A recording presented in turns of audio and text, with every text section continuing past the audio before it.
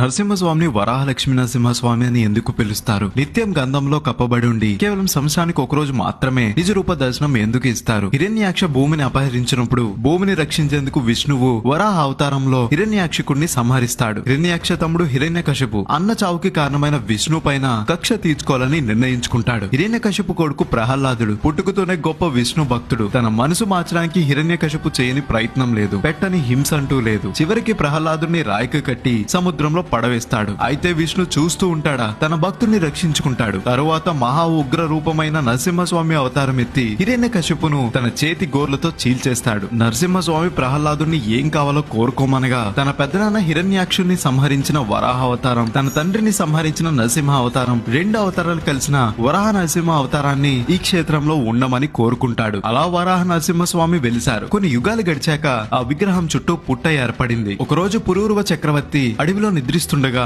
ఒక పుట్టలో ఉన్నానని చెప్తారు. తర్వాత చక్రవర్తి ఆ పుట్టను తొలిచి స్వామిని ప్రతిష్ఠిస్తారు. అప్పుడు స్వామి, ఇన్ని యుగాలు నేను భూదేవి వడిలో ఉన్నాను. నా ఉగ్ర రూపాన్ని ఆమె చల్లార్చి నన్ను శాంతమూర్తిగా చేసింది. మళ్ళీ నా చుట్టూ మట్టిని పేర్చమని అడుగుతారు. అప్పుడు వేద పండితులు మట్టిని పేర్చడం ఇష్టం లేక చల్లదనాన్ని ఇచ్చే గంధాన్ని ఆయన చుట్టూ పూశారు. అలా నిత్యం ఆయన్ను శాంతింప చేయడానికే ఇలా చందనం పూస్తారు. ఈ కథ తెలియని వాళ్ళు ఉంటే వాళ్ళకి వీడియో షేర్ చేయండి.